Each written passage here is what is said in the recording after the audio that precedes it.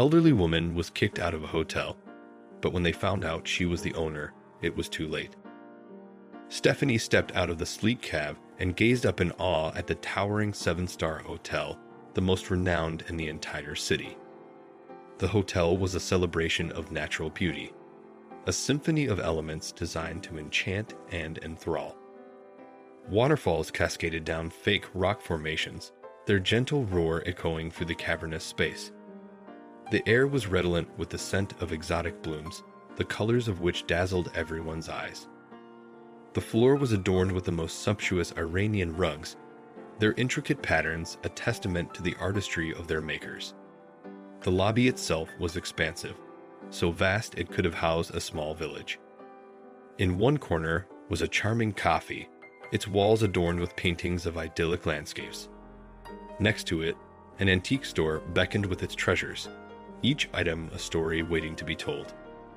As Stephanie walked further into the lobby, she caught a whiff of something delicious. Following her nose, she found herself in front of a restaurant, its doors wide open, inviting her in. The aroma of succulent food wafted out, mingling with the sweet scents of the flowers, and Stephanie's stomach rumbled in response. Before the grand entrance to the hotel stood an impressive reception desk, a masterpiece of wood carving, fashioned from the finest oak. Its natural beauty shone through, the wood grain perfectly preserved and its color a rich and warm hue. Stephanie approached the reception desk, her mud-caked sneakers leaving a trail of marks behind her. The sweeper, a disgruntled figure, scowled at her disapprovingly and muttered to himself, "Who let these psychos into the hotel?" Stephanie brushed past him, her eyes fixed on her destination. As she drew closer, the receptionists appeared to be engrossed in their own conversation, oblivious to her presence. The reception area was manned by 2 individuals, a stunning blonde woman and a tall, dark-skinned man. Undeterred by their inattention, Stephanie stepped up to the desk. She stood there, waiting patiently, until they finally turned their gaze towards her. She held their stare, unflinching, as they sized her up. Stephanie greeted the receptionist with a bright smile and a warm hello. "Good afternoon." She was feeling exhausted, but still determined to secure a room for herself. As she spoke, the receptionist seemed to be preoccupied with something else, leaving Stephanie to wonder if her voice had been too soft to hear. Not one to give up easily, Stephanie tried again, raising her voice slightly to grab the receptionist's attention. "Excuse me," she called out, catching the receptionist's eye. "I need to book a room for a few hours. I am willing to pay the full amount. Do you have any rooms available?" As Stephanie approached the receptionist, she noticed his critical gaze and felt self-conscious about her appearance. Her joggers were muddy, and her long skirt was dirt-streaked. Her headscarf was frayed and torn in places, and her hair was greasy and unkempt. The wrinkles on her face were deep, and dark circles under her eyes betrayed her exhaustion. "Excuse me," Stephanie said, trying to catch the receptionist's attention. "I was wondering if there were any rooms available." The receptionist barely glanced up from his work, muttering a dismissive reply. "Sorry, ma'am. All the rooms are reserved." Stephanie persisted, pointing out that she had seen vacancies listed on the hotel's website. But the receptionist's tone turned hostile, and he began to criticize her appearance. "Ma'am, kindly leave," he sneered. "We are hosting a mega event, and we don't want our floors ruined by your dirty shoes and stinky clothes." Stephanie's voice was heavy with sadness as she confronted the receptionist's unkind behavior. Her eyes grew moist as she spoke, feeling deeply hurt by the disrespect shown towards the elderly woman. "You are being unkind," she said firmly. "I want to speak to your manager." The girl behind the desk stood up and approached Stephanie, grabbing her by the shoulder. "I am the manager," she retorted sharply. Her demeanor was aggressive, and she dragged Stephanie out of the room with force. As Stephanie was pushed towards the exit, the receptionist made a derogatory comment. "We definitely don't have space for maniacs," she sneered, before shoving Stephanie out the main door. The hotel's management was in a frenzy as they called back the sweepers to clean the floors that Stephanie's muddy shoes had dirtied. The hotel was preparing to host a grand fundraising event, and the owner of the 7-star hotel chain, which had branches all over the state, was hosting it. The hotel management wanted everything to be perfect for the occasion. The fundraising event was to be held in the lobby on the 2nd floor. An hour after the scheduled start time, guests began to arrive in their extravagant dresses. Among them were business tycoons, anthropologists, business moguls, hotel owners, and members of the elite. The purpose of the fundraiser was to collect donations for children in third-world countries who had no access to basic education, health, or food. The lobby was soon filled with guests, eagerly waiting for the host to arrive. As time passed, there was still no sign of the host. The management informed the guests that the owner had just returned from visiting the outskirts of a third-world country. She had been traveling and meeting people, and was expected to arrive after freshening up. After an hour and a half, Stephanie returned to the hotel, almost unrecognizable from before. She pulled up in a BMW and parked in the VIP area. She was dressed in a stunning navy blue gown that accentuated her figure, and her ears sparkled with diamond studs. A dazzling diamond necklace adorned her wrinkled neck, and her previously greasy gray hair was now shiny and draped over her shoulders. Despite her age, she looked absolutely stunning. As Stephanie opened the door, the receptionists were taken aback by her transformation. One of them remarked snidely, "People will go to any lengths to pretend to be rich," and they exchanged mocking smirks. Meanwhile, the hotel manager had been leaning on the reception desk, but as his eyes fell on Stephanie's arrival, he immediately straightened up. He reached for the intercom and alerted the management that she had arrived. "Oh my goodness, Stephanie is here," he murmured under his breath, loud enough for the receptionists to overhear.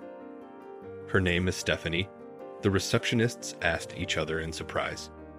"She's so strange. We just kicked her out, and now she's back," another receptionist chimed in, adding to the conversation. The manager was perplexed by their conversation. He had prepared a VIP room for Stephanie to rest and change, but she had not shown up. He wondered why she hadn't arrived. "What are you talking about?" he inquired. "That strange lady," the receptionist began to say, but Stephanie appeared before them once again. "Hello, John," Stephanie greeted the manager warmly. "Hello, ma'am," he replied, informing the management of her arrival through the intercom. "Stephanie is here." The receptionists were puzzled by the manager's excessively courteous behavior towards an elderly woman. "Hello," Stephanie greeted the receptionists with a smile. "Where is the event being held, John?" she asked the manager. "The event is on the 2nd floor, ma'am," John replied, escorting her to the venue. Stephanie's arrival at the event caused a stir as everyone stood up to show their respect. She greeted them with a wave, spreading her warmth with a bright smile. As soon as she entered, the speaker rushed onto the stage and announced through the microphone, "The moment we have been waiting for has finally arrived. Please welcome our esteemed guest, Stephanie." The crowd cheered and applauded as she made her way to the stage to take the microphone. "I am immensely grateful for your presence here today, and please accept my sincere apologies for being late," she began her speech. Then, she added with a hint of humor, "It's quite amusing that the management almost kicked me out earlier, mistaking me for a beggar. If not for my persistence, I wouldn't have made it here on time." Everyone chuckled. Little did they know that there was truth behind her joke. "When I first started my hotel business, it wasn't smooth sailing. I faced bankruptcy, loneliness, and debt. My friends abandoned me, fearing that I would ask for their help, but I refused to give up. My father suggested that I sell the entire business and pay off my debts to the banks, which left me confused and scared. I had countless sleepless nights and battled depression, but my determination to create something not only for myself, but for the community and others never wavered. And now, I'm proud to say that we have 12 chains across the entire state of America." As she paused for a moment, the audience erupted into a thunderous round of applause. I have witnessed the horrors of poverty up close and personal, and it's truly terrifying. This is why I travel the world to aid those who suffer from poverty, lack of education, and starvation. Together with my team, we have established 5 primary schools and a hospital on the outskirts of India. None of this would have been possible without the support of generous and compassionate people like yourselves. Stephanie concluded her speech. As she made her way back to her seat, the audience rose to their feet, showing their admiration for her. At the back of the room, the receptionists were glued to the spectacle, filled with unease and remorse. The gravity of their misconduct dawned upon them. They feared losing their employment or worse, facing legal consequences for their mistreatment of the hotel's owner. Even the manager shared the same concerns, anxious about the possibility of being dismissed from his post. As the guests departed, Stephanie retired to her private office within the hotel and summoned the manager and receptionists. The receptionists, filled with apprehension, answered the call in unison. Stephanie wasted no time and immediately addressed the issue at hand. "My dear John, why are my hotel staff judging people based on their attire?" she inquired. The manager attempted to apologize and explain, but Stephanie cut him off. "I understand they are new and haven't met me before, but it's not an excuse for their behavior," she stated firmly. Stephanie's frustration boiled over as she expressed her thoughts. "It's not just about whether they've seen me before, and it's about the standards we uphold. Despite my efforts to assist the less fortunate and even treating my staff like family, they still exhibit hostility towards those in need. It's disheartening to see that they won't even spare them a glance." Stephanie questioned, "Hasn't anyone trained these individuals before placing them on the front line?" She turned to John and expressed her dismay. "I'm feeling extremely disheartened today. These individuals need proper training." Stephanie motioned for them to leave, indicating that the conversation had ended. Stephanie had the power to terminate their employment on the spot, but she knew there was another way. She made the decision to transfer them to other roles within the hotel, a move that caught Lily and Frank off guard.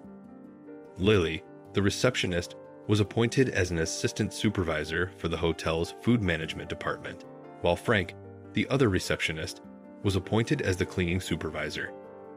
To their surprise, Stephanie's act of kindness didn't end there. She remained warm and approachable, and the 2 employees couldn't help but feel grateful for the second chance. They knew they had let her down, but Stephanie's actions reminded them that they were valued and capable of making a difference in their new roles.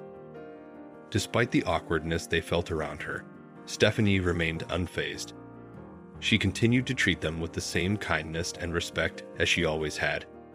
For Lily and Frank, it was a humbling experience, and they were determined to make the most of their new roles.